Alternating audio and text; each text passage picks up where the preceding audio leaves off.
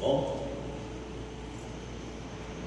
Deixa eu dar uma palavra aqui para os nossos amigos. O dia que você não puder, pode substituir. Entende os dois. Se estiver cansado, pronto. Vou deixar o trabalhar. Isso. Nós já tivemos a oportunidade de participar de uma ministração.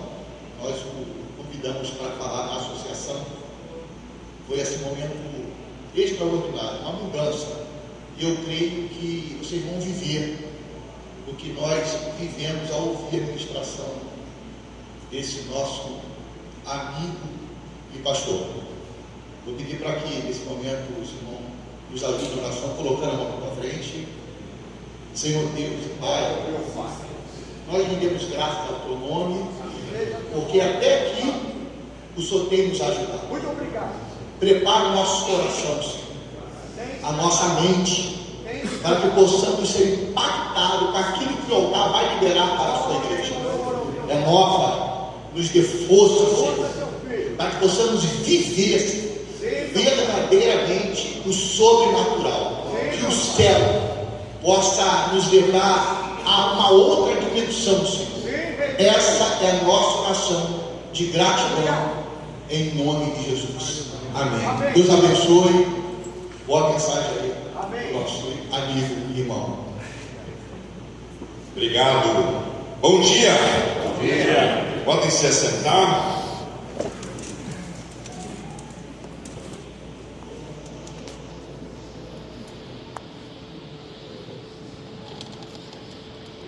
Para mim, estar com a Batista Nacional é estar em casa.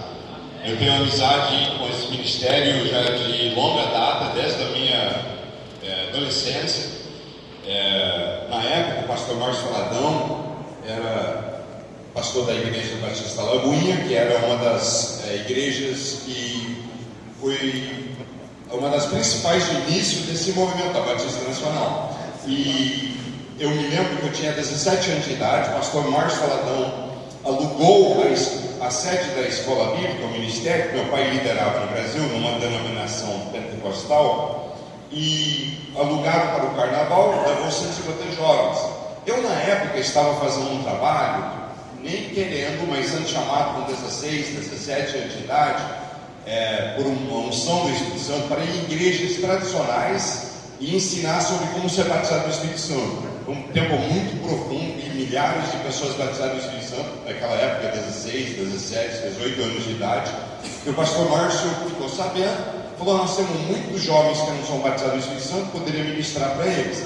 Então, foi meu início de amizade com a Batista Nacional, tivemos dezenas de jovens batizados no Espírito Santo, e de lá para cá tem sido assim, uma amizade duradoura, assim, né? Eu tenho muito carinho por vocês. Então, um privilégio a gente poder trazer uma palavra aqui. Deixa eu contar um pouquinho, um curto testemunho, né, de algo que tem acontecido comigo, para depois entrar numa palavra que eu sinto que Deus tem para eu entregar para vocês hoje. Eu estava num momento, anos atrás, em que muitas coisas estavam começando a acontecer com o nosso ministério e projetos, e um momento que eu estava achando que era uma realização de orações e sonhos. A gente estava fazendo um trabalho com um programa em rede nacional na televisão, com milhões de pessoas assistindo. Nosso seminário teológico, Cristo das Nações, estava com centenas de alunos, construímos uma sede própria. Nós estávamos com o Ministério de Literatura, tocando milhões de pessoas com livros e bíblias, e assim vai. E de repente Deus permitiu na minha vida um período de jovem, onde um velho acidente, que eu tinha ido muitos anos antes numa tribo de índios na selva amazônica, e sem perceber, mas na volta dessa viagem, eu estava no caminhão do exército, caiu de um barranco, me jogou longe, bati e quebrei meu pescoço. Eu achei que só tinha torcido, estava na selva, não tinha médico. Então, semanas passaram antes de eu voltar à civilização, fui levando. Curou, mas com o passar do tempo, foi desgastando e moendo os discos todos, as vértebras moeram meus discos todos. Eu bati numa época, agora mais uns 12, 13 anos atrás, de dor tão intensa que eu comecei a não conseguir fazer as coisas.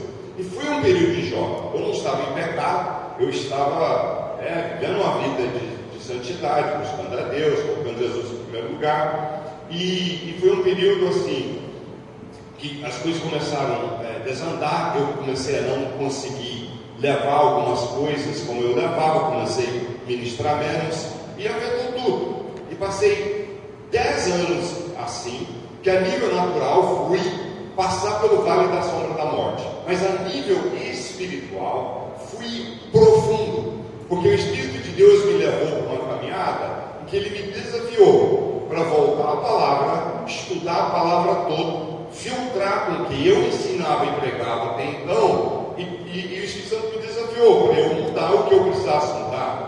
A visão é que nós temos que ser moldados pela palavra, não moldar a palavra de acordo com nossas opiniões. Posso ouvir um amém?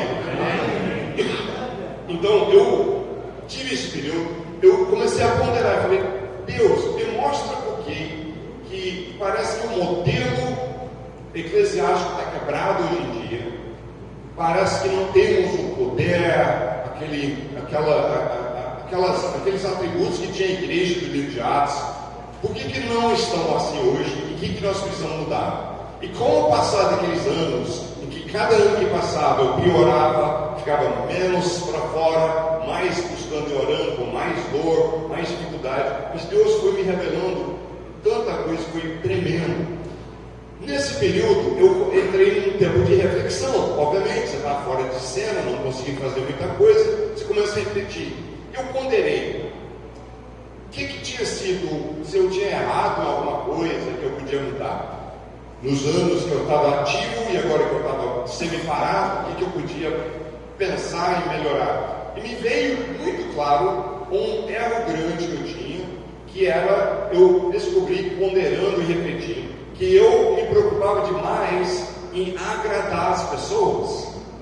E eu me lembro, durante o período que as coisas estavam bombando, vamos dizer, um pastor amigo meu da denominação onde eu comecei, meu pai foi mentor dele, e hoje, e já era na época o presidente nacional desse ministério, que acho que 700 igrejas do Brasil, não é mega denominação, mas é uma denominação com bastante atividade, crescimento e tudo mais.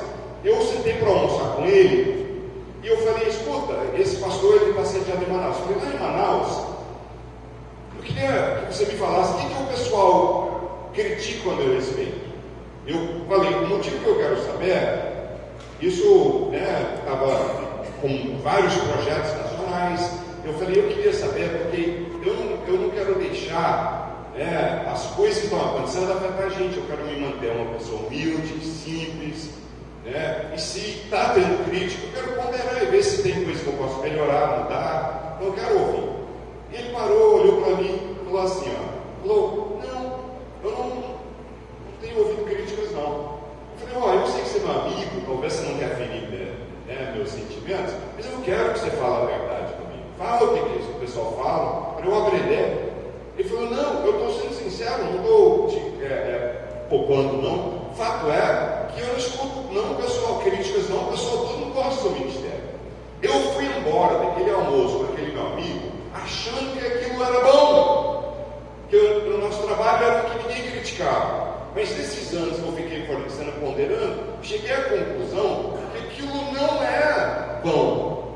As pessoas falarem de você, todo mundo falar, não tenho críticas, é um trabalho bom. Porque na realidade, se você age em pregar de verdade e ensinar a verdade bíblica com um tom profético, você vai desagradar pessoas. Faz parte. Jesus deixou muito claro isso. Então eu vi que eu precisava mudar nesse sentido. Então isso foi muito forte, eu repensei sobre isso. Eu vi, por exemplo, Jesus. Ele não tentava agradar a gente. Vamos ler os evangelhos. Quantas vezes que Jesus xingava, confrontava, não foram poucos. E Paulo, ele resume essa questão da seguinte forma. Em Gálatas 1:10, ele diz o seguinte: acaso estou tentando conquistar a aprovação das pessoas? Ou será que procuro a aprovação de Deus. Se meu objetivo fosse agradar as pessoas, não seria certo Cristo. Interessante ver que está dizendo assim: eu não estou tentando a aprovação das pessoas, eu só quero a aprovação de alguém que chama Deus. Eu vou falar o que tem que ser falado, e ele era muito firme nesse ponto. Então, eu hoje estou numa pegada diferente. Agora que estou, vamos dizer, com minha saúde de volta, eu vou contar só um pedacinho da parte final disso, mas eu estou num compromisso de ter uma palavra profética no sentido verdadeiro, porque hoje tudo é profético, né? A camiseta é profética, a dança é profética, tudo é profético. Às vezes coisas que não são necessariamente proféticas são proféticas, mas eu quero, de fato, ter uma palavra profética, que é dizer o que tem que ser dito. E se alguém não gostar, não tem problema, eu vou te amar do meu jeito se você não gostar do que eu falo. Inclusive, se eu estiver ministrando algo hoje, que precisar no seu carro, se não gostar, você faz assim, para dizer: eu não estou gostando, tal, e não tem problema, eu só vou chamar os obreiros para te carregar para fora, e o resto nós continuamos. Brincadeira, tá? A parte de carregar para fora é brincadeira, mas o mais é verdade. Eu vou te amar, mas nós vamos continuar a falar o que Deus colocou no coração. Agora, só uma coisa, que eu estou respaldando tudo que eu vou falar com a palavra, e se eu não te provar as coisas que eu falar com a palavra, rejeita, tá? Porque a ideia de que pregadores carismáticos, persuasivos, levam a pessoa para a sua linha de pensar, é super errado. Nós temos que ser perianos. Tipo assim, ministrou a palavra, tem que provar, e você tem que estar sempre, e nós temos que fazer esse trabalho e falar: peraí, isso bate ou não bate com a palavra? Estamos juntos então? Posso ministrar com abertura hoje? Falar aqui que Deus colocou no meu coração. Só um pedacinho final do meu testemunho, porque eu tenho várias coisas que eu quero falar, então eu quero ter tempo para a palavra. Mas a parte final do meu testemunho, dos 10 anos que eu fiquei fora de cena, tem 3 anos isso. Eu tinha já feito, até essa época, eu já tinha feito 3 grandes cirurgias, onde quase morri, em algumas delas. Cirurgias que cortam você e abrem você pela metade do corpo, bem drásticas. E aí eu estava de volta à enfermidade, porque eu achei que eu tinha sido curado, meu pescoço estava reconstruído, e aí quebrou de novo uma parte do meu pescoço, eu estava à beira da morte de novo. Eu me achei de volta, eu nunca fui acamado, eu não fiquei acamado nunca. Nos anos que eu tive tanta dor, dificuldade, eu levantava, tomava banho, mas eu não tinha energia para sair muito, ia pregar uma vez, voltar e passava mal, só de sair e pregar uma vez. Então, era mais limitado o que eu fazia, mas eu levantava e eu ia para o meu escritório caseiro, cheio de livros, tudo em volta, sentava numa poltrona e ficava estudando, ponderando Deus, como podemos mudar, como podemos ser aquela igreja poderosa, como podemos levantar discípulos verdadeiros, e Deus falando. E agora eu me achei de volta naquela poltrona, após eu achar que estava tudo bem, eu vi que meu pescoço parte quebrado de novo, expectativa de uma nova cirurgia, e eu bati o pé com Deus. Falei: Deus, deu 10 anos da minha vida, deu, agora eu quero avançar com a missão e a causa que o Senhor me deu. Então eu virei para Deus e falei o seguinte, inclusive o seguinte: eu tinha acabado de receber a notícia, na manhã que eu tive essa conversa com Deus, eu estava na minha poltrona de volta, eu falei: Deus, acabei de ouvir que um irmão que é igual um tio para mim, isso 3 anos atrás, ele pegou Covid, 3 anos e meio, e no fim do Covid, e destruiu os pulmões dele, ele já estava vivo por aparelhos, e os médicos desenganaram ele, falando: não tem nenhuma chance de viver, convenceram a família de desligar os aparelhos e deixar ele partir. Isso ia acontecer 1 hora depois da conversa que eu tive com Deus, sentado ali. Eu recebi a notícia de uma irmã que ajuda muito o nosso ministério. Ela faz parte da liderança de um grupo de universidades no Brasil inteiro, e ela abria portas para a gente usar os campos no Brasil todo, para eventos, trabalhar à vontade sem custo nessas universidades. E ela estava com uma bactéria que come carne humana, estava cortando os intestinos dela, nenhum antibiótico funcionava, ela estava em estado de coma e ia morrer em questão de horas. E eu sentado ali, numa poltrona, eu falei: Deus, toda a minha vida eu tenho servido o Senhor, eu tenho abnegado coisas minhas e colocado o teu reino em primeiro lugar. Eu nunca achei nada difícil ou caro para fazer pela causa de Cristo. Já fui em países no meio de guerra várias vezes, já fui muitas vezes em tribos até selvagens, já passei dificuldade, fome para pregar em viagens missionárias, nunca medi custo para fazer o que Deus chamasse. Eu falei: Deus, então é o seguinte, se o Senhor gosta de mim, me considera teu servo verdadeiro, agora é o Senhor que vai provar para mim. O Senhor vai fazer 3 coisas e vai provar para mim que realmente me considera servo e agrada da minha vida. Falei o seguinte: o Senhor vai dar a vida de volta a esse irmão que está para morrer agora em 1 hora, eles vão desligar os aparelhos, desenganado pelos médicos, o Senhor vai dar ele a vida de volta. 2, essa irmã que nos ajuda, que está para morrer também, está de coma, o Senhor vai dar a vida de volta a ela. E 3, o Senhor vai me dar minha saúde de volta para eu avançar agora com a causa do Senhor me deu. Na hora que eu falei isso, o Espírito Santo falou comigo assim: tá bom, eu farei os 3. Assim, tá bom, eu farei os 3. Eu falei: tá bom, então fechou. O que eu descobri depois? Fui lá na Califórnia, onde morava esse irmão com a esposa dele, que são igual tios para mim. Quando eu contei o que aconteceu comigo, aqui no Brasil, falando assim, o que eu falei com Deus, e alinhamos o fuso horário e o horário que isso aconteceu, exatamente na hora que o Espírito Santo falou: farei os 3, esse irmão, pronto para morrer, vivo por aparelhos, fora de si, ele levanta da cama, volta a conversar e voltou à vida, e hoje está mais saudável que nunca, para a glória do nome de Jesus Cristo. Basicamente, deu a vida de volta a alguém que estava morto. Algumas horas passaram e a irmã que estava em estado de coma, a bactéria morre, ela sai do estado de coma e voltou à vida algumas horas depois. E alguns meses depois, após mais uma última cirurgia, o cirurgião deu-me os exames finais, me liga e fala: você está curado, pode voltar à vida normal. Quem pode dizer glória a Deus?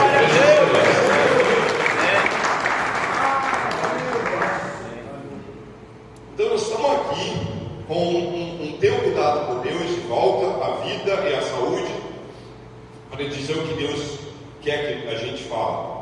Uma última coisa sobre a questão de não querer agradar. Nós, como igreja, em geral, eu creio que tem cometido o mesmo erro e pecado. Eu não estou sozinho no erro de querer agradar. Eu acho que, de certa forma, a igreja saiu de ser contra a cultura no Brasil, de ser os crentes para quem era crente, era o seu crente, e para quem odiava aqueles crentes, alguns de vocês vão lembrar disso, muito oprimidos no Brasil. Você aceitava aqueles como Salvador, e em muitas casas você era expulso da sua casa, maltratado, abusado de diversas formas verbais, era algo que custava alguma coisa, e a igreja só crescia mais e mais quando era assim que a gente pagava o preço. Depois chegou ao ponto que nós começamos a ganhar popularidade e espaço, e de alguma forma eu creio que nós cometemos um erro de querer suavizar a mensagem e agradar. E eu te falo que, olha os resultados, não tem sido o que a gente gostaria de ver. Eu estava com um coronel que comandava a polícia militar do estado do Paraná todo, eu fiquei uma época morando em Curitiba, e no finzinho da pandemia, ele falou: eu rodo o estado todo, que ele comandava as tropas da polícia militar, e ele era evangélico. Eu falei: eu vejo que a igreja evangélica fechou. A gente tem que tentar descobrir por que acontece isso. Eu falei: não, coronel, não precisamos descobrir por que acontece isso. Eu te falo já. Ele falou: o que é? Eu falei: porque quando você abre o evangelho, e você deixa de fazer discípulos verdadeiros, depois bate uma tempestade, é o que acontece. Construiu a casa na areia, construiu na pedra, e em grande parte foi construído na areia e fluiu. Então apenas demonstrou, a pandemia apenas foi uma tempestade que demonstrou como que a gente vinha construindo. E eu não estou aqui para condenar ou atacar, eu estou aqui para dizer, vamos aprender com os nossos erros, acertar e avançar e ser aquela igreja gloriosa que Jesus nos chamou para ser. Quem pode dizer amém? Então, nós somos chamados a sermos contra a cultura, não abraçar a cultura.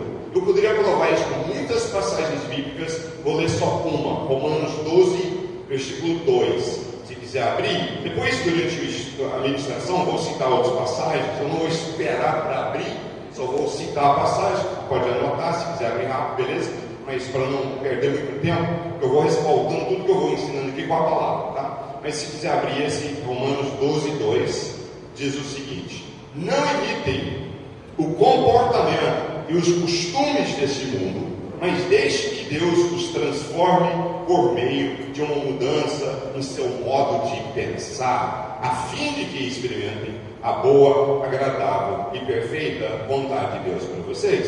Ele está dizendo aqui que a chave para você experimentar a boa, agradável e perfeita vontade de Deus para vocês é não imitar o comportamento e os costumes deste mundo, e sim ser transformado. É uma mudança de não alinhar com o jeito do mundo agir e pensar, e faz parte de uma necessidade profunda que nós temos, e nós vamos ver um grande mover de Deus em nossos dias. É uma ruptura bastante radical, em que dizemos, nós somos contra a cultura, né? Mais do que nunca temos que ser. Nós estamos vivendo hoje no mundo ocidental, em que a cultura foi para um ponto maluco até, né? A estrutura foi para um ponto maluco e está começando a atacar o cristianismo e tentar fechar portas.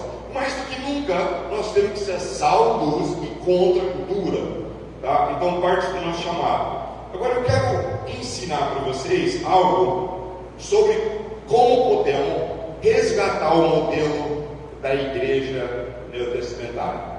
Eu vejo que, em grande parte, o nosso modelo eclesiástico tem rachaduras, está quebrado, não está sólido. Nós acabamos deixando tradições surgirem no nosso meio, começamos a fazer as coisas baseado em tradições e formas de pensar, e criaram uma estrutura eclesiástica que desgasta ao extremo até para valer os pastores e líderes. Desgasta. Quem chega na velhice no ministério pastoral é herói, tipo, ele sobreviveu que poucos aguentaram, porque a pressão, a dificuldade de se manter no ministério pastoral é grande ou não é? Ou estou falando bobagem? É uma pressão maluca, né, de você conseguir levar um ministério pastoral a longo prazo. Eu estou falando a verdade, eu não estou. Então, que tal a gente ponderar como realinhar essa estrutura da igreja de uma forma que não seja essa pressão toda e a coisa começa a fluir no nível do jeito que Deus pretendia que fluía? Alguém gostaria de ouvir um pouco sobre isso hoje?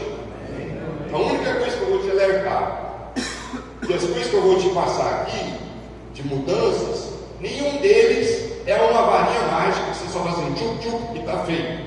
Porque me parece que quem está na igreja, a liderança, há décadas, tipo, eu estou já, e me parece que assim, as soluções vêm, faz isso, que vai virar tudo, vai crescer rápido, e beleza. E vem várias soluções que, ao serem abraçadas, trouxe crescimento rápido, mas um crescimento igual água na tempestade no Texas agora, que vem, muita água, mas acabou destruindo, em vez de, quando a água vem na medida certa, ser uma coisa que traz vida, né, e tudo para a terra que acaba sendo aguada. Então, quando vem da forma errada, no final destrói. Eu tenho visto alguns movimentos que vieram, pessoas abraçaram, bora, crescem rápido, né, mas depois não tem sustentação, fundamentação, e depois acaba no final gerando ressaca e às vezes mais dificuldades lá para frente do que antes. Eu estou falando a verdade ou eu estou mentindo? Amém? Amém? Então, o que eu vou te falar, nenhuma solução é rapidinho, né? Que em um mês, em poucas vezes, tal, já tudo vira. Mas eu vou te passar algumas soluções bíblicas que que, se implantados com paciência e esforço, num período de tempo, 1, 2, 3 anos, começará a trazer resultados enormes, grandes, mas que duram, né, que podem durar até a volta de Jesus, podem durar a longo prazo, porque não são minhas ideias, eu não vim com nenhum modismo para te passar, mas é a gente voltar ao legítimo e verdadeiro da palavra de Deus. Bem? Então vamos lá por partes. Primeira coisa, depois da minha última cirurgia, 3 anos atrás, eles me abriram pelas costas da última vez, né? E eu não sei se foi elogio ou não, ou talvez foi insulto, mas o cirurgião falou que ele me cortou nas costas, que ele disse assim, ele teve que cortar tantas camadas de músculo, ele disse, você é tipo um búfalo humano, né, nas suas costas, é muita camada de músculo, abriu, eu não sei se isso é chamado búfalo humano, é bom ou ruim, né, mas como o homem raiz, né, ele é tipo assim, você viu, eu vi um sketchzinho, onde assim, 2 mulheres estavam na rua, conversando, e no sketch vem uma amiga delas, e as 2 mulheres viram e falam, nossa, você está linda, né, com a que apareceu, e ela, não, vocês são mais lindas do que nunca, e elas são maravilhosas, ficaram só nos elogios. Aí aquela, que tinha vindo, despediu das 2 e saiu andando. Quando ela não dava para ouvir mais, as 2 ficaram assim, odeio aquela mulher, não aguenta a cara dela, e começaram a falar mal, né? Aqui ela acabou de elogiar que ela é mais linda e maravilhosa da face da terra. Aí estava no sketch 2 homens conversando, e veio um terceiro amigo deles, apareceu, e os 2 ali com o novato que chegou, falaram assim, pô, cara, você está mais feio do que nunca, e ele, você está barrigudo agora, e aí você está ficando calvo, e xingam um a outro, e depois o que apareceu, disse, pô, gente, foi muito bom te ver, eu vou ter que ir, ele sai, e os 2 que ficaram falando, eu amo demais aquele cara, ele é muito legal, né? E você disse, então o homem assim me chamou de búfalo, né? Tá bom, né? Tá beleza, né? Porque a gente esse é o jeito nosso. Mas perdão.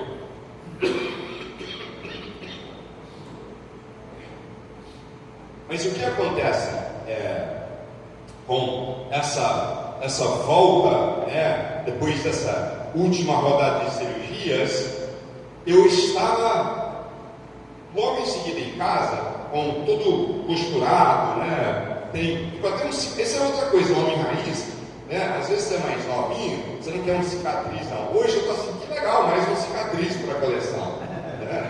Então tem um cicatrizão que começa aqui atrás e desce ali, e alguém vê, cortou bastante ali, falei, legal, né? Tipo, eu estou vivo, estou no clube dos vivos, sobrevivi mais uma, Deus foi bom, né? Então, cicatriz é só sinal que vencemos mais uma, né? Só que eu estava ainda cortado, né? E com muita dor, em vez de ficar resmungando na cama, eu levanto, eu pensei, deixa eu tentar orar um pouco, em vez de ficar deitado com dor. Eu não conseguia andar muito rápido, mas dava uns passinhos, comecei a orar, e o Espírito Santo começou a me levar eu já estava orando sobre uma série de livros e temas que vão nos trazer, né, para a igreja evangélica. E o primeiro deles que o Espírito Santo me levou a ponderar a respeito era sobre o resgate do verdadeiro evangelho. O evangelho tem sido muito poluído. E o Espírito Santo me inspirou com o título de um livro que seria sobre o resgate do verdadeiro evangelho. E chama Porque Deus ama pessoas atrapalhadas. Legal, né? Porque Deus ama pessoas atrapalhadas. Se você pensar bem, a gente tem uma mania de botar como aqueles grandes heróis bíblicos como um pedestal de semi-perfeitos, né? Abraão, Davi. Abraão, ele mente para Faraó e vai deixar ele ficar com a esposa dele. Ele manipula, acha que ele tem que dar jeito para Deus. Ele fez várias coisas, ele era atrapalhado em vários momentos. Davi fez coisas que são assim, vergonhosas ao extremo, do pior tipo. Traiu, não foi um soldado sequer, traiu um dos caras que estava com ele desde o início, um dos maiores guerreiros, um amigo pessoal, traiu ele com a esposa, depois quando não busca eu encobrir a traição, ele trai ele da pior maneira do que aquilo, porque ele manda abandonar ele na batalha e deixa ele ser cheio de flechas, um dos maiores guerreiros da história de Israel, por traição, pior ainda, só para agora encobrir e ficar com a esposa dele. Então Davi, ele fez coisas terríveis, mas ao mesmo tempo, antes de morrer, Davi, ele levanta a maior oferta até então levantada na história, que seria em dinheiro de hoje, muitos e muitos bilhões de reais. Todo mundo de Israel zerou os bens para doar, para construir o templo. Davi zerou, e ele faz uma oração interessante. Ele diz: Deus, eu sei que o Senhor se agrada com integridade e com o coração íntegro que eu tenho servido e tal. Ele se apresenta como íntegro, e Deus não queima ele ali orando, pelo contrário, Deus respalda que ele considerava Davi um homem íntegro, tanto que ele é descrito depois como um homem segundo o meu coração, mesmo atrapalhado, mesmo tendo errado feio. Porém, em alguma altura do campeonato, nós viramos cruéis no meio evangélico, nós viramos maldosos, porque o evangelho não apoia você abraçar um estilo de vida de pecado. Não é isso que eu estou dizendo. Pode pecar à vontade, que Deus gosta, não é isso. Mas quando nós erramos, quando nós pecamos, nós servimos um Deus de terceiras chances, um Deus que nos dá nova chance, um Deus com infinita graça, com infinito amor. Lamentações 3, 22 e 23 diz: o amor do Senhor não tem fim, suas misericórdias são inesgotáveis, grande é sua fidelidade, suas misericórdias se renovam cada manhã. Deus é um Deus de novas chances, novas oportunidades com Ele, né? Porque às vezes nós pensamos, todo mundo tem uma segunda chance com Deus. Qual que é a segunda chance? Quando se converte, aceitou Jesus, beleza, aí você teve a sua segunda chance. Mas depois disso, basicamente, em muitas aulas da igreja evangélica, se você errar de novo, você é anátema, você é odiado e excluído de tudo. Eu tive um pastor meu que era um homem com bastante sucesso ministerial. Ele era meu pastor. Eu morei aqui no Brasil na minha infância, na minha adolescência e juventude, filho de missionário. Chegamos aqui, eu tinha 13 anos de idade. Depois eu voltei para os Estados Unidos, fiz seminário lá, e esse pastor era um amigo do meu pai da infância. Ele tinha vindo nos visitar no Brasil e tal, e eu fui, me lembrei na igreja dele, né? Enquanto eu fazia seminário, pregava fora, mas a igreja dele era a minha base. Passaram alguns anos, e eu fui passar o Natal visitando família na Califórnia, e chego lá e fico sabendo que esse pastor tinha caído. Essa era a conversa. Olha, ele caiu, está fora do ministério. Eu fiquei, sabe qual é a reação certa quando você escuta que alguém caiu? Hoje em dia, você vê online, um pastor caiu, tem uma turma que fica assim, isso é amorzinho desgraçado, não sei o que, fala mal. A reação, ou então, eu estou escandalizado. Escândalo tem a ver com um susto, né, de algo que você não poderia esperar. Alguém cair não me escandaliza, a reação é que me entristece. Não escandaliza, porque eu entendo que qualquer um de nós podemos cair, isso faz parte de estar em pé, me entristece, eu fiquei triste. Mas a primeira coisa que eu fiz foi ligar para ele. Eu falei: pastor, eu estou aqui passando uns dias, eu quero te ver, podemos almoçar?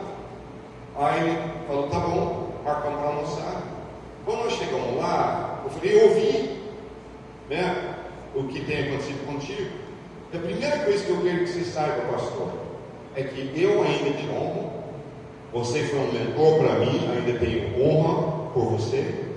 E eu sou seu amigo de verdade, não importa o que aconteceu, você pode contar comigo. Ele não me chorou, não, mas ele começou a chorar ali no restaurante. Chorou, falou: essas palavras são igual água no deserto. Ele disse: eu achava que eu tinha centenas de amigos pastores. Ele pregava congresso de pastor para todo lado, de uma igreja grande. Ele disse: eu achava que eu tinha centenas de amigos. Ele disse: assim que souberam que eu tinha caído, viraram as costas, quase todos eles, não conversam comigo, se eu tento ligar, eles não recebem a minha ligação. Ele diz: você é um de 5 que tem falado que ainda é meu amigo. Você imagina qual crueldade e maldade é isso. E a denominação que ele participava chutou ele assim de um dia para o outro. Falou: você está fora, cortou o sustento, não deu nenhuma ajuda por um tempo. E ele estava ali trabalhando num shopping para não deixar os filhos dele passar fome. E com luta e dificuldade, largado, abandonado. E ele falou: eu quero te contar o que eu fiz. Eu falei: pastor, você não tem que me contar. Se você arrependeu e você está buscando a Deus, você sabe que o seu amigo vou te apoiar, você não tem que me contar nada. Eu falei: eu faço questão. Ele falou: olha, o que eu fiz? Eu estava fazendo aconselhamento com uma irmã e, querendo ou não, eu deixei ligar um pouco a emoção. Aí, no final de uma das horas que ia embora, fui dar um abraço para ela, e ali naquela hora nós beijamos. Ele disse: assim que eu fiz aquilo, eu falei: perdoa, não devia ter participado disso e tal. E ele disse: eu vou embora para minha casa, vou contar para minha esposa, vou pedir perdão dela. Foi só isso. Ele foi, contou para a esposa dele, ele foi para a liderança ministerial dele, contou. Só que eles eram cruéis. Falando: não, você está fora por no mínimo 2 anos, cortado hoje, está expulso, não pode nem voltar lá na sua igreja. Expulsaram ele. Gente, que nível de maldade é isso? De virar as costas para alguém. Mas é o que uma boa parte da aula da igreja evangélica fez. Isso não é o verdadeiro evangelho. O verdadeiro evangelho parece que tem 2 extremos. Esse em que nós somos legalistas e juízes ao extremo, e depois tem um outro que é a super graça, que você pode fazer tudo o que você quiser e também não tem problema. Parece que tem 2 extremos. Mas nenhum dos 2 é certo. Nós não devemos jamais tolerar e aceitar pecado. Não estou pregando isso, não estou pregando super graça. Mas também, se alguém cair, diz Gálatas: vocês que são espirituais, restaura ele, mas com crueldade, e pisa ele bastante enquanto está instalando ele. Não é isso que Gálatas 6 fala? Eu estou lembrando certo? Não, Gálatas 6 fala: se alguém cair em pecado, vocês que são espirituais, instauram ele com mansidão, tomando cuidado para você também não cair. Você pensar que você está superior, porque o verdadeiro evangelho é um evangelho de graça, de perdão, de arrependimento. E Deus não ama pessoas atrapalhadas, porque Ele quer que pecam. A questão é que a diferença é que a pessoa que a gente chama de atrapalhada, ela aproxima de Deus reconhecendo isso. Eu sou fraco, eu preciso do Senhor, eu preciso da tua graça, eu preciso do teu favor cada dia da semana. E ao contrário, e Jesus amava essas pessoas. Veio o ministério de Jesus, ele ficava com eles, falava: eles são, uma hora os mestres ali xingam ele, porque ele está com publicanos, e pessoal do mundo ministrando, e fala: mas os doentes que precisam de um médico. Jesus não estava dizendo que esses mestres da lei não precisavam de nada. Ele estava tratando a questão de que esses reconhecem que precisam de algo, e eu estou lá ministrando. Porque quando ele falava com eles, ele chamava de coisas assim: filhos do inferno, hipócritas, tolos, cegos, egoístas, serpentes e ninhada de víboras. E depois a passagem: ai de vocês, mestres da lei, fariseus, hipócritas, vocês são como sepulcros caiados, bonitos por fora, mas por dentro estão cheios de ossos e de todo tipo de imundície. Jesus brigava com quem se achava que tinha santidade própria e aproximava de quem era quebrantado, trabalhado, mas reconhecia que precisava de Jesus. E esse é o evangelho verdadeiro que atrai as pessoas, que faz eles dizer: eu quero vir, eu quero fazer parte. Porque nós temos versões do evangelho hoje. Inclusive no meu livro, Porque Deus Ama Pessoas Atrapalhadas, um capítulo fala: evangelhos à venda, escolhe o seu.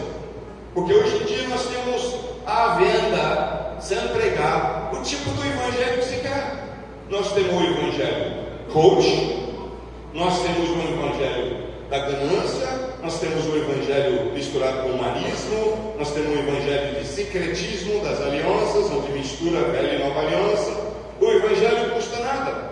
Eu ouvi um pastor de uma grande igreja, não muito tempo atrás, ele falou assim: quem vem para Jesus não perde nada e não entrega nada. porque não custa nada, só ganha. Quem vem para Jesus não perde nada, não entrega nada, não custa nada, só ganha? Peraí, isso é exatamente o contrário do que Jesus pregou. Jesus pregou: vem para mim, para morrer, carregar tua cruz, né, e entregar tudo para ser meu discípulo. Inclusive, quem não fizer isso não é merecedor de ser meu discípulo, diz ele.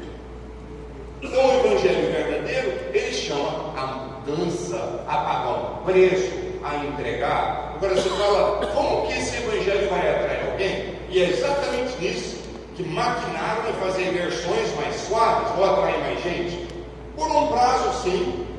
Você vai conseguir, às vezes, milhões de seguidores, você vai conseguir juntar gente mais fácil quando você faz sua versão do evangelho. Mas eu posso falar uma coisa, que quem já viveu um pouco, não dura. Não dura. Não é só na eternidade que é julgado quando desvia o evangelho. Aqui nessa terra mesmo, vão passando. Eu ainda não vi de anos atrás quem desvia o evangelho, que depois aquilo durou, que lá na frente vocês não perderam tudo mais cedo ou mais tarde. Não dura quando é desviado o evangelho. Agora, o evangelho feito por homens é vazio, mas o evangelho de Jesus tem poder.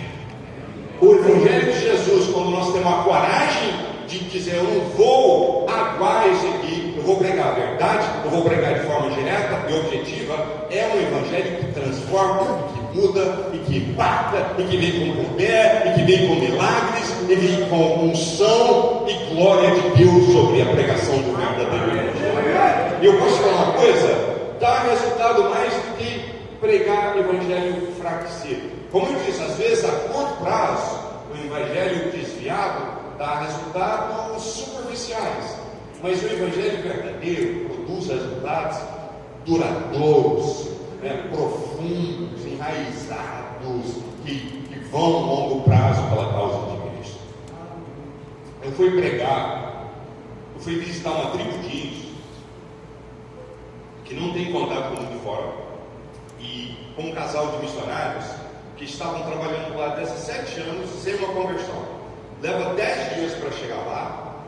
É muito perigoso a viagem, você sofre bastante. Esse casal fazendo esse trabalho há 17 anos, com muito perigo de vida. E depois de eu passar um mês numa viagem com eles e conviver com essa tribo, eu chamei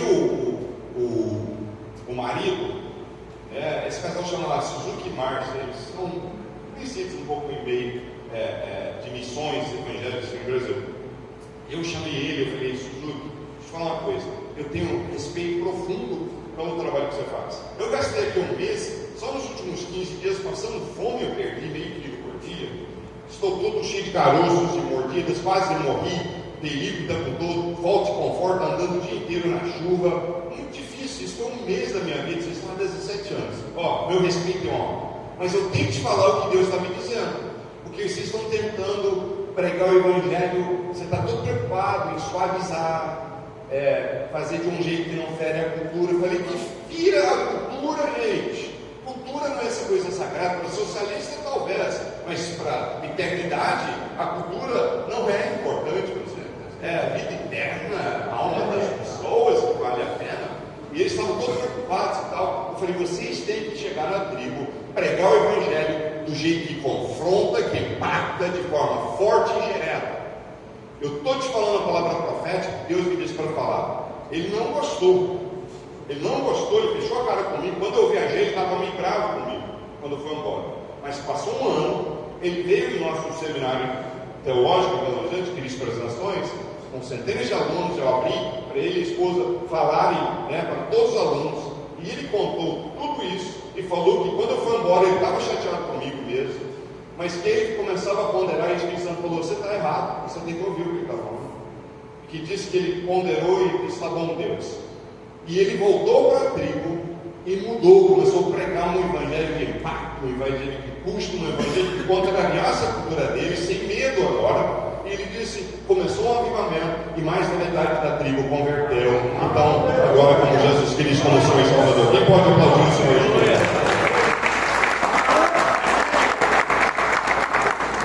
O evangelho verdadeiro, quando pregado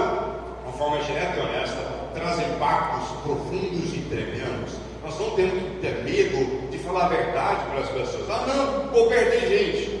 Talvez a curto prazo, mas vai vir outros que vão estar com fome do verdadeiro e legítimo, e quando você menos vê, passa um tempo, você está com mais gente do que antes. Mesmo a curto prazo, você perde. E Jesus às vezes perdia alguns na hora.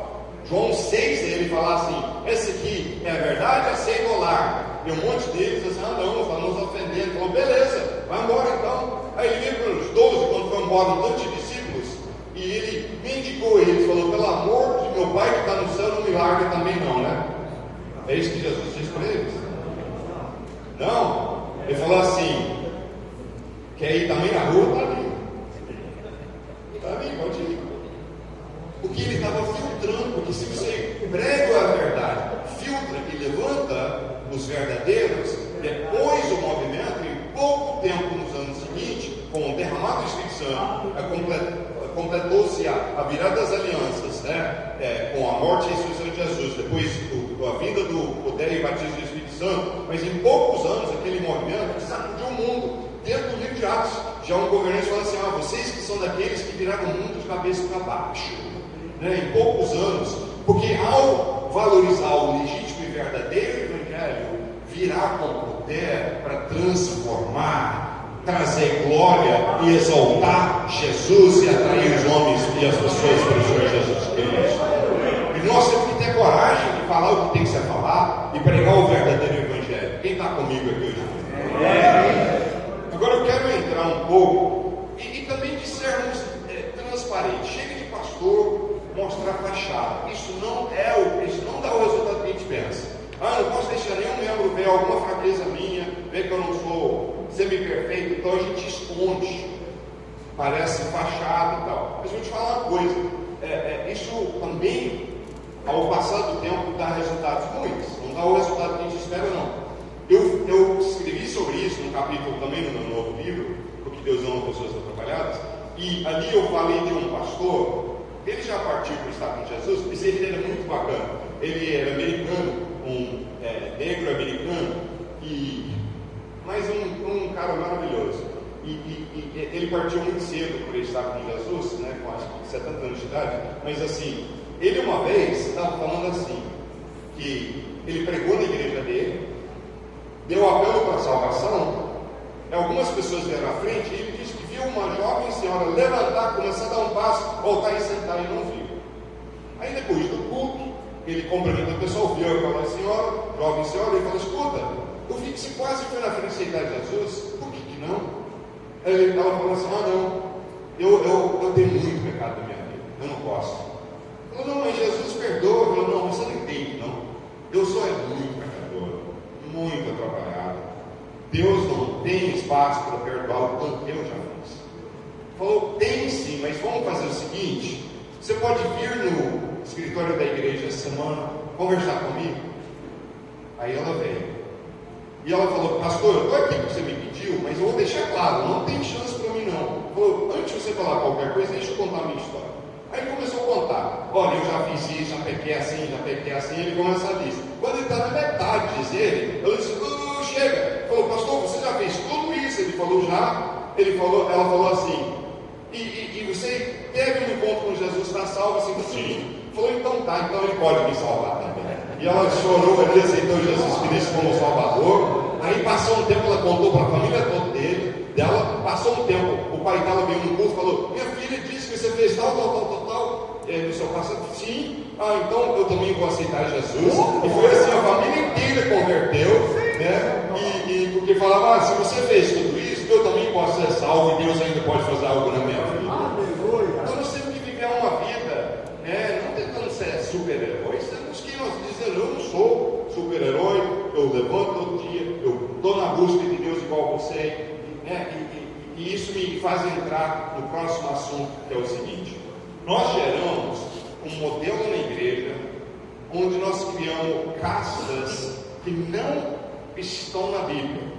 Chama-se clero e leigos. Isso começou na igreja romana, mas infelizmente na igreja protestante evangélica nós não extirpamos isso, deixamos um pouco a raiz disso, né? E ela voltou a crescer em nosso meio. Aí nós temos esse tal de clero e leigos, e nós fizemos essas castas. Só que isso aí tem destruído a igreja, porque com isso nós temos ensinado às pessoas que eles podem ser espectadores, frequentadores, porque eles são leigos mesmo. Nós criamos a categoria do teólogo profissional. Te desafio, tem muitos estudiosos bíblicos aqui a lembrar do fato e ponderar isso, que a igreja nos primeiros 4 séculos ensinava uma teologia com a ideia de que todo mundo podia entender. Depois nós profissionalizamos e dificultamos com palavras difíceis. Em vez de falar sobre salvação, nós falamos sobre soteriologia, exatamente. Em vez de falar sobre conhecer o Espírito Santo, nós chamamos de quê? Pneumatologia. E nós dificultamos, nós criamos dificuldade para vender facilidade, porque aí valoriza meu passe, como teólogo, para explicar. Gente, eu não estou menosprezando o papel de líderes. É muito importante homens de Deus na igreja, líderes verdadeiros, anciãos espirituais. Eles são de grande valor, de grande importância. O que eu estou dizendo aqui não é menosprezá-los, mas é de colocá-los de volta no devido lugar bíblico. Tá? A Bíblia diz que eles merecem dupla honra. Tem uma passagem que diz isso aí, né? Pelo trabalho deles, merecem honra quem faz esse trabalho. Não estou tirando isso, mas a questão de dar a entender que o pastor é um intermediário entre Deus e a pessoa é errado, é antibíblico, porque na nova aliança não existe isso. Estão comigo ainda? Então, o que eu quero te falar é o seguinte: quando nós criamos uma mentalidade de clero e leigos, profissionalizamos as coisas e criamos uma estrutura de que o que está desgastando tanto o pastor hoje em dia? É porque nós temos basicamente pastor, dependendo do tamanho da igreja, alguns pastores junto com ele, alguns obreiros, alguns que se dão para ajudar, que às vezes não passam de 10%, e o resto, o povo todo é frequentador, só assiste, e pronto, e eles estão mantendo seu passe para o céu e pronto. Só que a nível de Jesus, o que ele ensinava, e a igreja de Jazz, isso não existe, essa dicotomia não existe. Você tem discípulos de Jesus, que todos eles são chamados para viver para Jesus e trabalhar para Jesus, que é o próximo ponto. Nós estamos focados em evangelizar, e Jesus nos deu a missão e o foco, e o foco da igreja do livro de Atos não era de evangelizar, e sim de fazer discípulos. Ok? Eu sou culpado de gastar um tanto do meu ministério focado em evangelizar, eu fazia cruzadas evangelísticas, montava um monte de igrejas na cidade, alugava um galpão, um centro de eventos grandes na cidade, um ginásio, alguma coisa grande, montar, pregar, fazer gente vir para frente, entender Jesus, beleza. Só que é estatisticamente comprovado, de acordo com o Ministério Billy Graham, que fez isso durante décadas, que nem 1% dessas pessoas que vão na frente na cruzada evangelística firmam e ficam como discípulos de Jesus. Porque o problema é que nós focamos como se o objetivo final é evangelizar. E o objetivo final não é evangelizar. O que nós chamamos de evangelizar, na realidade, nem existe na Bíblia. Esse termo evangelizar não existe na Bíblia. Tá? Você tem que pregar ou proclamar o Evangelho, né? Mas evangelizar não existe. Você tem o foco em que fazer discípulos. E a diferença é muito grande. Tá? A diferença em fazer discípulos é bem grande. Agora, uma das coisas que eu vi que era forte com Jesus e na igreja de Atos, que fez a igreja ser tão poderosa, é que eles ensinavam as pessoas o seguinte princípio: veio para Jesus, disse Jesus é meu Senhor. O contrapartido de Senhor tem que ter um contrapartido. Jesus é o Senhor, Ele é Deus, Ele é o Senhor, e nós então somos o quê? Discípulos. A contrapartida de Senhor é ser discípulos. E Jesus usava como crivo o tempo todo ele falava assim: os outros vão saber que vocês são meus discípulos se amar como eu amei.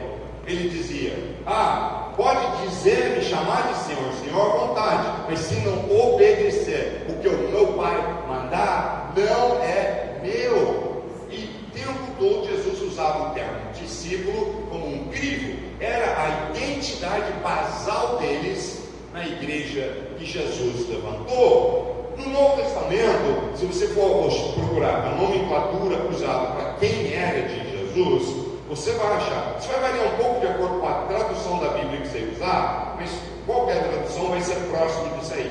Você vai achar o termo eleitos 14 vezes no Novo Testamento, crentes 29 vezes, santos 67 vezes, irmandade ou irmão ou alguma conjugação 150 vezes e discípulos 299 vezes no Novo Testamento. Disparado era a identidade mais clara e nítida e usada que eles tinham para quem é Jesus. Então, e Jesus falou sobre sermos um discípulo de verdade dele em João 8:31, sobre sermos verdadeiramente seu discípulo, é um discípulo de verdade. O que é isso? Como que é que a gente vira mas ele usava isso também como um crivo? A questão é o seguinte: termos que nós usamos, cristão e evangélico, são conceitos estáticos. Eu sou cristão, eu sou evangélico, ponto. Nasci assim, cresci no lar, eu sou. E é assim que as pessoas enxergam. Você faz estudo de IBGE, eu sou evangélico, é estático. Agora, ser discípulo é um processo contínuo.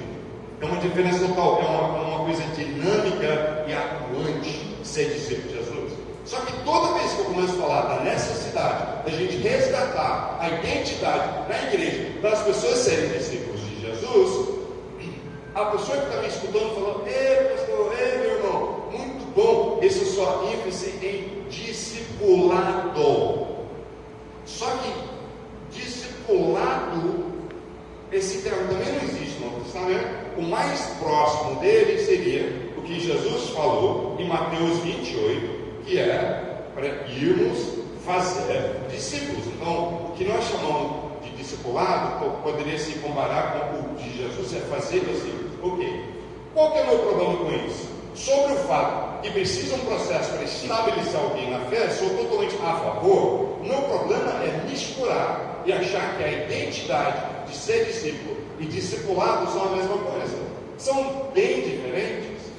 O processo que Jesus chama, que nós chamamos de discipulado, é de fazer discípulos. Se você fez um discípulo, o que você tem no final do processo? O que você produziu? Se você fez um discípulo, não tem pegadinha não, é bem óbvio. Ok? Um discípulo. Você fez o quê? Você vai fazer discípulos, no final a pessoa é o quê? É um discípulo. Porque ser discípulo não é um processo que tem início, meio e fim, algumas semanas, alguns meses. É a vida toda. Quando você vem para Jesus, a sua principal identidade, que eles mais usavam no Novo Testamento, usado quase 300 vezes, e sempre usado como crivo de quem é de verdade de Jesus, era discípulo. E o que é a questão que eu falei que cristão e evangélico são estáticos e discípulo é dinâmico? Por quê? Porque o discípulo ele vive para colocar em ação 4 atributos. Ele vive para servir seu mestre, ele vive para obedecer seu mestre, ele vive para seguir seu mestre onde o mestre for, e ele vive para aprender com o mestre. Tá? Então, ser discípulo é um estilo de vida que envolve uma vida de contínua busca, aprendizado e serviço ao rei. Só que nós ensinamos grande parte das pessoas que se chamam de evangélicos que eles podem ainda viver do jeito que eles querem, tocar a sua vida do jeito que eles querem e só frequentar, contribuir, evite a imoralidade, basicamente, não faz muita coisa errada e você pode ir para o céu. Mas, gente, o que me assusta é que nós estamos enganando, eu não estou falando você, mas eu digo no geral, nós estamos enganando muita gente, fazendo muita gente achar que está salvo, que na realidade está indo para o inferno, ou estou errado. Você fala para uma pessoa, pode vivendo para você, corre, Deus vai cumprir seus sonhos. Isso é uma grande mentira. Deus não é um Jesus não é o gênio da garrafa de Aladim, gente. Mas uma versão do Evangelho ele virou. Aí ele está aqui para te dar seus sonhos. O Evangelho coach. Eu não tenho nada contra coach. Tá? Coach é uma pessoa que vive para encorajar, motivar, né? Não, ele tem um trabalho numa linha. O meu problema é com o coach gospel, porque é água e óleo, coach e o Evangelho não misturam. Só que eles tentaram fazer uma versão que misturou coach gospel, e isso é mentira. Não é verdadeiro, não existe coach gospel, não se vive de chavões e platitudes que encorajam e às vezes mencionam Deus, e aí é o coach gospel. Não existe isso, tá? Coach, beleza, pode ter coach, não estou dizendo que a pessoa não pode ser coach, mas não acho que pode ser coach gospel, não, são duas vertentes bem diferentes. Então, o que nós temos que entender é que ser discípulo de Jesus, se a gente volta a pregar, vem para Jesus, você vem para Jesus para ser o quê? Para vir um discípulo de Jesus. Essa é a diferença. Você consegue ter na tua igreja, você começar a ensinar. Fala, gente, vamos ensinar o povo que o chamado deles é ser discípulo de Jesus, que a vida deles é para viver servindo Jesus, seguindo Jesus, obedecendo Jesus e aprendendo com Jesus. Então, o chamado de todo mundo que quer ser salvo. Fala, mas custa muito isso. Compensa? Bem, eu te pergunto, qual que é o maior galardão, a maior coisa de cara que você tem se você é um discípulo verdadeiro de Jesus? Chama-se vida eterna. Meus amigos, tem coisa melhor do que isso, não? Entender que essa vida é só passageira, que a vida é real e verdadeira é eterna. E vale a pena pagar tudo que nós temos, tudo que nós somos, para a gente viver essa vida eterna que Deus tem para nós. E nós temos que voltar a ensinar isso ao povo, chamar eles para serem discípulos verdadeiros, pagar o preço e serem diferentes. O que acontece? Quando eu comecei a ensinar sobre isso, eu tive momentos, eu tive às vezes um pouquinho de melhora, nos anos que eu estava mal, e eu me lembro, não muito tempo, 5 anos atrás, antes da última cirurgia, eu fui ministrar para um grupo no interior de São Paulo, com mais ou menos 90 pastores e bispos. Eles lideravam igrejas que na soma ali eram de muitos milhares de pessoas, vários deles tinham igrejas grandes, então aquele grupo de 90 pastores e bispos lideravam muita gente. Eu fui chamado para passar o dia inteiro ensinando eles, no sábado o dia inteiro, ficamos o dia inteiro ensinando, e eu falei no início, gente, vou falar coisas que vai pisar nos seus calos, mas eu vou provar com a Bíblia e tal, e fui embora. No fim do dia, vieram, falaram, nossa, que visão de Deus eu quero, como que eu implanto isso na minha igreja, como é que eu ando para frente com isso? E eu tive que falar, é uma boa pergunta, eu não sei. Eu sei que precisamos mudar, mas como? Aí eu voltei a estaca, Deus permitiu mais tempo meu fora de cena, e eu comecei a enxergar como se fazer verdadeiros discípulos, como implantar uma visão neotestamentária. É possível, tem passos práticos, e hoje, graças a Deus, eu entendi melhor, e estão vindo nos próximos meses com material, vídeos, livros, cursos, e muita coisa para ajudar e auxiliar em quem quer implantar uma visão realmente bíblica. Mas uma das coisas que eu comecei a ponderar, eu falei, como é que se faz um discípulo verdadeiro? Onde que nós estamos indo? Eu peguei um livro de 1974, escrito por um pastor batista americano, e ele falou, em 1974, ele diz o seguinte, no primeiro capítulo do livro dele, sobre, o livro no inglês chama With Christ in the School of Discipleship, que é Com Cristo na Escola de Fazer Discípulos. E ele, no primeiro capítulo, é o melhor do livro. O resto do livro não era tão forte como o primeiro capítulo. O primeiro capítulo é muito profético,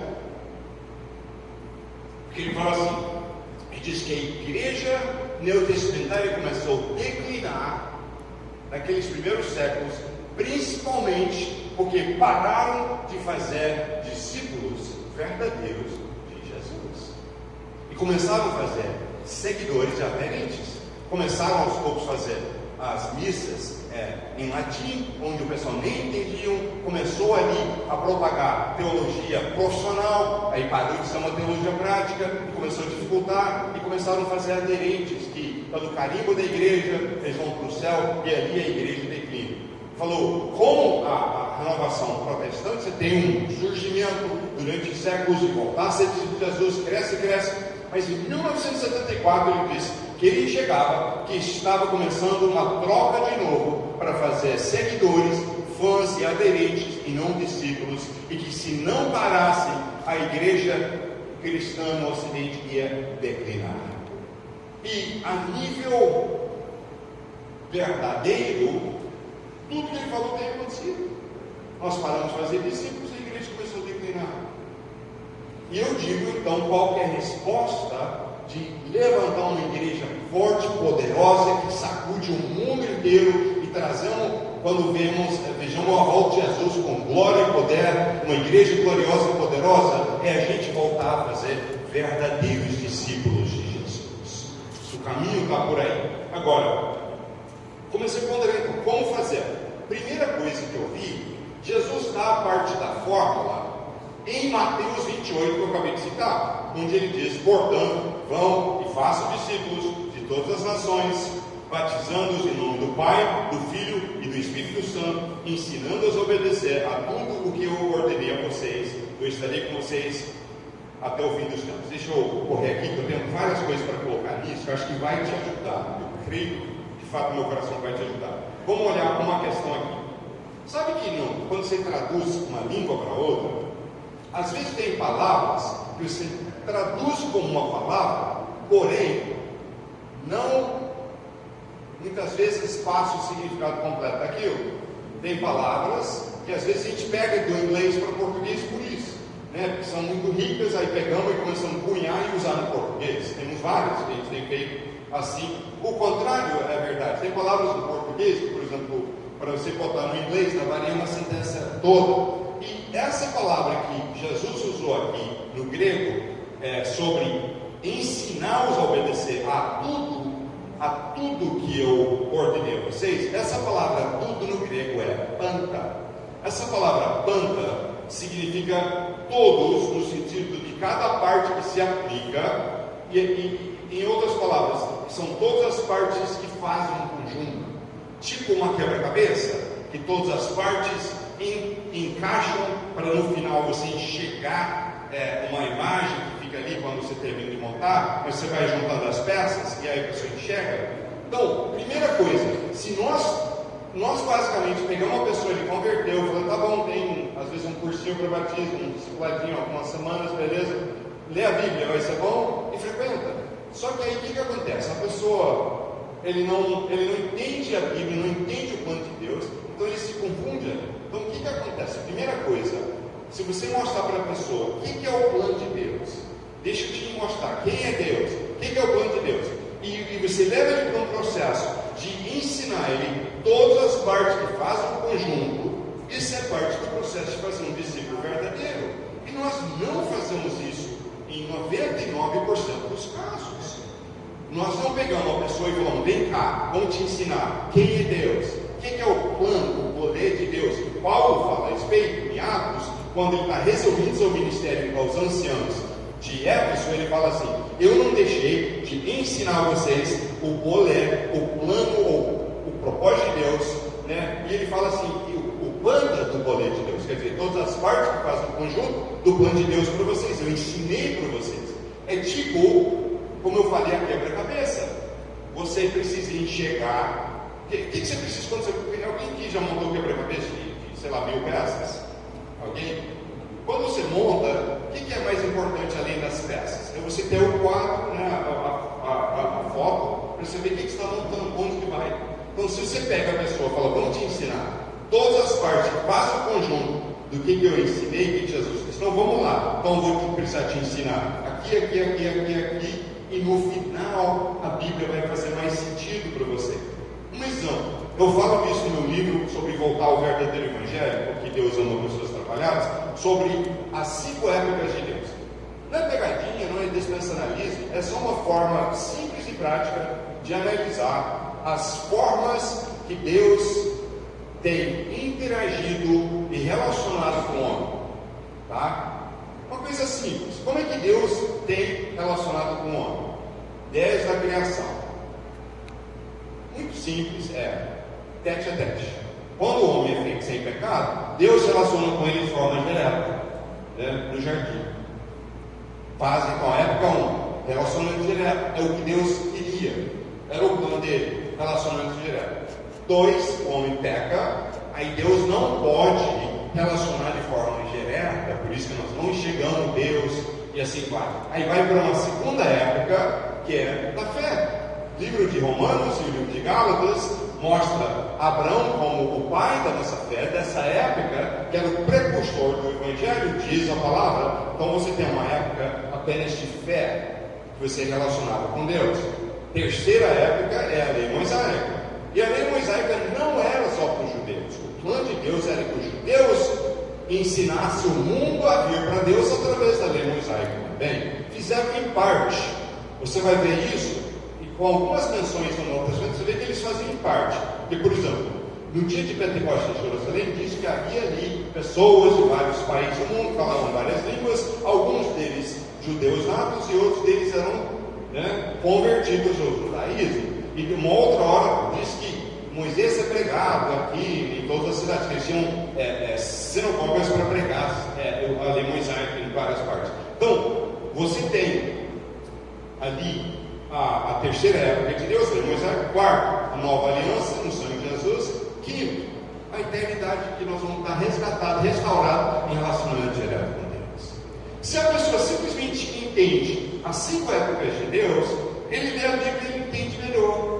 Para de ficar confuso, porque ele confunde épocas e alianças e maneiras que Deus relacionava. Então você faz um discípulo verdadeiro de Jesus, ensinando ele passo por passo ali as principais coisas de Deus de forma sistemática e clara e objetiva. Próxima dica aqui, que eu quero compartilhar aqui rapidinho, é o seguinte: estuda no Novo Testamento, toda vez que usa a palavra pregar ou proclamar, e quando usa a palavra ensinar. O ensinar, no grego, era didático, que é basicamente um pouco diferente que no mundo ocidental. Parece que nós às vezes estamos preocupados em passar informação e a pessoa tem que provar que gravou. Só que para eles, os gregos eram grandes mestres, e o conceito deles de ensino, que nós temos através da língua grega, que é didático, o foco era fazer aprender. Então não é só passar informação e você repetir informação, era te levar a poder absorver, entender e poder aplicar o que você aprendeu. Então o didático. O proclamar era kelis, que era uma declaração de algo feito. Eles cunharam e usaram essas palavras no meio do evangelho. Só que é o seguinte: quando você vê Jesus, ou você vê também na igreja neotestamentária, os apóstolos, Paulo e tal, quando fala que estavam pregando, sempre no contexto, a pregação do evangelho era para as massas, e sempre no contexto da igreja reunida era usado o termo didático, que eles ensinaram. E é diferente. Você fala, não, mas então porque nós perdemos muita oportunidade, a igreja hoje, porque nós fazemos o culto certo, uma experiência emotiva. A pessoa vem para ganhar uma dose de empolgação, de ânimo, para depois voltar às coisas normais. Mas nós precisávamos usar o culto principal como uma experiência de aprendizado e encontro com Deus. Só que, na maioria das vezes, os cultos, e eu fiz isso durante anos, eu não estou contando dedo para ninguém, a gente prega, que é algo mais focado em uma declaração simples, de alguns chavões, em vez de aproveitar para ensinar a pessoa. Se você simplesmente pega os cultos da igreja e fala, em vez de pregação ali, vamos focar em ensino, pegar de forma passo por passo, vamos ensinar a pessoa durante o próximo ano várias coisas que ele precisa para entender Deus. Vamos ensinar o que é batismo nas águas. É só um rito religioso, é simbólico de quê? A experiência de morrer para si, viver para Jesus. Aí se ensina, uma outra vez se ensina sobre alianças que não são contratos, que é estar aliançado, que é diferente e tal. Nossa, eu não tinha entendido isso. E durante um ano você vai ensinando as principais coisas bíblicas. No final, todo mundo está assim, nossa, isso é bom demais, então eu quero ser estou virando verdadeiro discípulo, eu quero mais. Aí ele começa a engajar, querer viver, querer participar, servir e ser parte do que Deus está querendo fazer. Quem pode dizer amém? Amém. Uma última coisa aqui, antes de eu ir para o encerramento, é o seguinte: eu talvez vou pisar no calo de alguém aqui. Eu não estou julgando ou criticando alguém, mas eu quero apenas dizer o seguinte: nós criamos uma ideia que nós passamos para as pessoas do que o prédio onde a igreja reúne é um lugar sagrado, e não é. Tá? Na Nova Aliança diz o seguinte, eu vou provar isso, eu poderia provar com muitas passagens bíblicas, mas aqui em Atos 7:48 a 50 diz: todavia o Altíssimo não habita em casas feitas por homens, como diz o profeta: o céu é o meu trono, a terra é o estrado dos meus pés. Que espécie de casa vocês me edificarão, diz o Senhor? Onde se deve o lugar de descanso? Não foram as minhas mãos que fizeram todas essas coisas. Está dizendo que na Nova Aliança, nós sabemos que Deus não habita em um local como Ele botou o Espírito Santo dele como um ponto de contato no templo. Quando rasga o véu, é porque estava dizendo: não é mais nessa aliança que você vai encontrar com Deus aqui num local. Depois, em 1 Coríntios 3:16 diz: vocês não entendem que são o templo de Deus e que o Espírito de Deus habita em vocês? Deus destruirá quem destruir seu templo, pois o templo de Deus é santo e vocês são esse templo. Então, quando nós damos uma ideia que aqui é um altar sagrado, esse que é o templo, a igreja, o prédio é um lugar sagrado, nós fazemos uma pessoa pensar, então, a coisa errada. Porque na Nova Aliança, que é sagrado é nós somos o templo dele. E a igreja reunida eu não estou falando que não há um elemento sagrado na gente aqui juntos, mas não é o espaço físico que causa isso, e sim nós reunidos em nome de Jesus. Mas isso pode acontecer no parque, na praça, nas casas. Nós podemos reunir, como a igreja às vezes reunia, nas casas ou publicamente, e ali era um momento do mover de Deus. O que nós temos feito? A Igreja Batista Nacional nasce de um mover pentecostal no sentido de um resgate do batismo do Espírito Santo. Deixaram de acreditar numa ideia falsa que é o cessacionismo, tinham cessado os dons, que na verdade, hoje nem o que a gente chama tradicional, muito poucos eles tentam sustentar cessacionismo, que não bate com a Bíblia, mas o nascimento da Igreja Batista Nacional assim, para mim, um melhor dos mundos. Você tem um povo que focava já na qualidade da palavra, os batistas, e agora vem o poder do Espírito Santo, do lado pentecostal. É uma dupla que é para fazer grandes coisas feitas para Deus. Mas eu posso falar a verdade que tem hoje, eu que sou de origem pentecostal, é que nós, renovados e pentecostais, em grande parte deixamos de ser. Nós deixamos de focar no poder, atuação e mover do Espírito Santo no nosso meio. Nós deixamos de focar e ensinar as pessoas a serem templos do Espírito, serem cheios do Espírito Santo e conhecer de fato quem é o Espírito Santo. Ele é a terceira pessoa. Se você perguntar, faz uma pesquisa no meio de evangélicos hoje, fala quem é o Espírito Santo, muitos deles, se você der a opção, uma energia de Deus, uma força de Deus, muitos deles vão indicar uma força de Deus, uma energia de Deus. O Espírito Santo não é uma energia e não é força. Ele pode demonstrar força, mas ele não é uma força, ele é uma pessoa, ele é a terceira pessoa da Trindade, ele é Deus e ele quer estar em nós. E o poder do pentecostalismo, a mensagem pentecostal e da renovação que pegou os batistas nacionais, a índice em que cada pessoa pode ser um instrumento cheio do Espírito Santo de Deus, pode ver a glória de Deus operando, pode ver milagres, pode ver sinais, pode ver Deus fazendo coisas tremendas. E imagina se nós levantamos de novo o povo que abraça o conceito de ser discípulo de Jesus, que abraça o conceito de ser templo do Espírito Santo. Aí você tem tudo preparado para o pastor consertar o modelo e ocupar seu papel. Para finalizar aqui, Efésios 4, 11 e 12 diz: ele designou alguns para apóstolos, outros para profetas, outros para evangelistas, outros para pastores e mestres, a fim de fazerem a obra do ministério para que o corpo de Cristo seja edificado. Eu li certo? A fim de fazerem a obra do ministério? É isso que está escrito? Não. É o jeito que muitos praticam. Mas a verdade é que está escrito assim: que ele designou, pastores, apóstolos, profetas, evangelistas e mestres, a fim de preparar os santos para a obra do ministério, para que o corpo de Cristo seja dedicado. De quem é a obra do ministério que corta uma Bíblia? De quem é? Os santos, os discípulos. O papel do apóstolo, profeta, evangelista, pastor e mestre é preparar, guiar os santos e levantar eles para que eles façam a obra do ministério. Se nós mudamos o paradigma, ensina o povo, ser discípulo de Jesus, voltar a enfatizar, eles serem cheios do Espírito Santo, voltar a ensinar para eles entenderem todas as principais coisas da palavra, você capacitou um guerreiro de forças espirituais, em vez do soldadinho bucha de canhão que nós estamos preparando. E agora o papel do seu e meu é preparar e levantar eles e deixar eles fazerem obra do ministério. Agora, em vez de 10% da igreja trabalhando, você tem 100% e nós podemos revolucionar a nossa geração, nossa cidade, nosso país e nosso mundo pela causa e pelo poder do Espírito Santo de Deus. Nós precisamos voltar a ativar esse princípio, essa estrutura.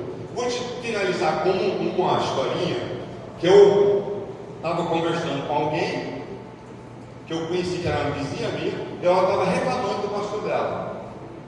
Ela estava assim: meu pastor, não, bom pastor. Eu falei: por quê? Ela falou: porque eu fiquei doente, fiquei alguns dias no hospital, e meu pastor não me visitou, ele só ficava mandando o pessoal da igreja me visitar. Eu falei: explica isso.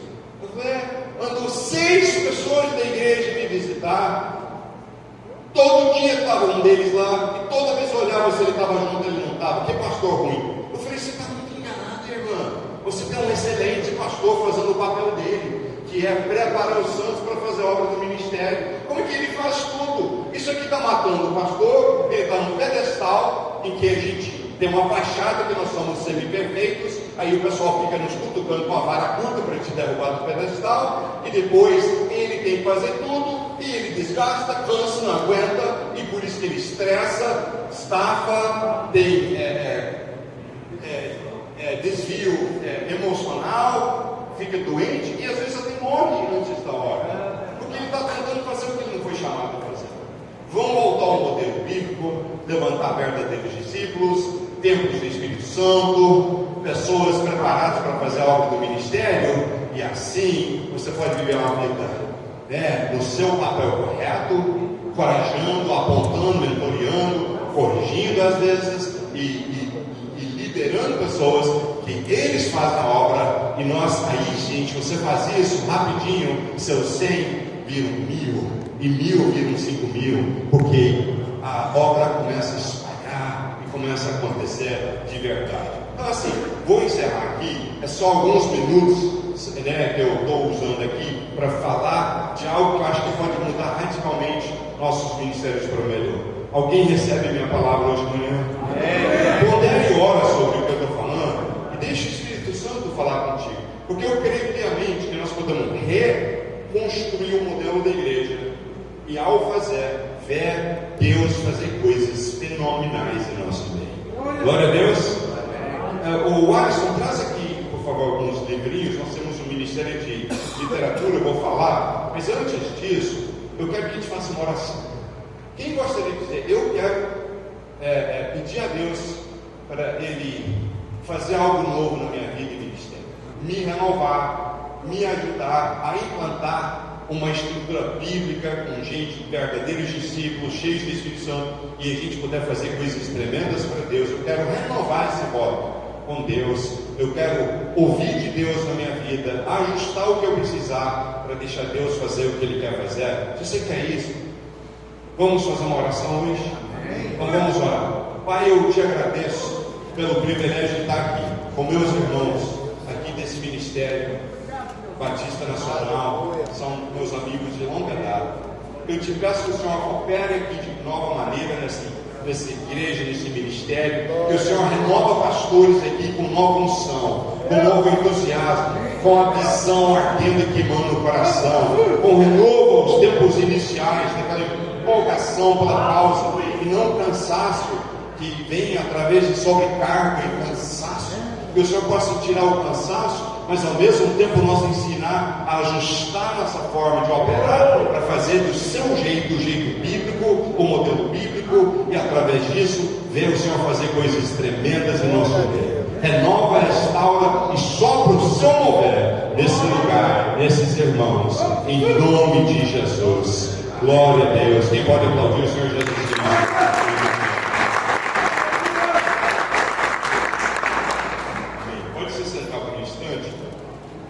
Vocês ainda me amam? Amém. Ninguém está muito bravo comigo? Então tá bom. Nós temos um trabalho de literatura para ajudar a crescer nas coisas de Deus. Então, eu citei um livro que eu acabei de escrever, super recomendo que todos vocês tenham, e pode até usar para